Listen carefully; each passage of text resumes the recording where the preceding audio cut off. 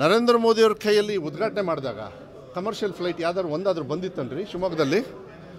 ಯಾವ್ದಾದ್ರು ಬಂದಿತ್ತಾ? ನಮ್ಮ ಸರ್ಕಾರ ಬಂದ ಮೇಲೆ ಬಂದಿರೋದು. ನಾವು ಬಂದ ಮೇಲೆ ನೈಟ್ ಲ್ಯಾಂಡಿಗೂ ಕೂಡ ದುಡ್ಡು ಕೊಟ್ಟಿರೋದು 6.5 ಕೋಟಿನೋ 7 ಕೋಟಿನೋ ನಂಗೆ ಸರಿ ಗೊತ್ತಿಲ್ಲ. ಅಲ್ಲ, ಬಂದಿದೆ, ಎಕ್ವಿಪ್ಮೆಂಟ್ಸ್ ಎಲ್ಲ ಬಂದಿದೆ.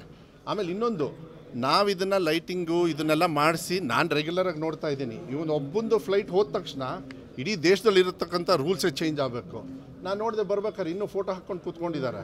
ಇದು ಹೆಂಗೈತೆ ಅಂದರೆ ಇವ್ರು ರಾಘವೇಂದ್ರ ಹೇಳೋದು ಬೇಟಿ ಬಚಾವೋ ಬೇಟಿ ಪಡಾವೋ ಏನೋ ಐತಲ್ಲ ಅವ್ರದ್ದು ಸ್ಲೋಗನ್ನು. ಬೇಟಿ ಆಯಿತು, ಬೇಟಿ ಪಡಾವೋ ಏನು ದುಡ್ಡು ಕೊಟ್ಟಾರಂತ ಸೆಂಟ್ರಲ್ ಗೌರ್ಮೆಂಟ್ ಅವರು ನಿಮಗೆ? ಹಾಂ, ನಿಮ್ಮ ಮಕ್ಕಳು ನಿಮ್ಮ ದುಡ್ಡು ಎಲ್ಲ ಮಾಡಿ ಹೆಸರು ಫೋಟೋ ಹಾಕಿರೋದು ಮೋದಿದು ರಾಘವೇಂದ್ರ ಹಾಕೊಂಡ ತಕ್ಷಣ ಬೇಟಿ ಪಡಾವೋ ಆಗ್ಬಿಡ್ತದಂತ. ಸ್ವಚ್ಛ ಭಾರತ್ ಏನಾಯ್ತು? ಸ್ವಚ್ಛ ಭಾರತ್ ಕಸ ಯಾರ್ದು? ನಮ್ಮದು. ಕಸ್ಮರ್ಗಿ ಯಾರ್ದು? ನಮ್ಮದು. ಕಸ ಗುಡಿಸೋರು ಯಾರು? State government. ಇವ್ರ ಹೆಸರು ಏನು ಪುಕ್ಷಟ ಹಾಕ್ಕೊಂಡು ಕುತ್ಕೊಳ್ಳೋದಕ್ಕೇನು ಸೆಂಟ್ರಲ್ ಗೌರ್ಮೆಂಟ್ ಸಿಕ್ಕಿದೆಯಂತ? ಇವರಿಗೆ ಮಾನ ಮರ್ಯಾದೆ ಇದ್ದರೆ ಇದನ್ನೆಲ್ಲ ಬಿಟ್ಟು ಏನು ಲಕ್ಷಾಂತರ ಕೋಟಿಯನ್ನು ಟ್ಯಾಕ್ಸ್ ಹಣನ ಕಲೆಕ್ಟ್ ಮಾಡ್ತಾ ಇದ್ದಾರಲ್ಲ, ಅದರೊಳಗೆ ಏನು ನಮಗೆ ಬರಬೇಕು ಅದನ್ನು ಕೊಡೋದನ್ನ ಫಸ್ಟ್ ನೋಡ್ರಿ. ಅದು ಬಹಳ ಮುಖ್ಯ ಆಗ್ತದೆ. ಅದು ಬಹಳ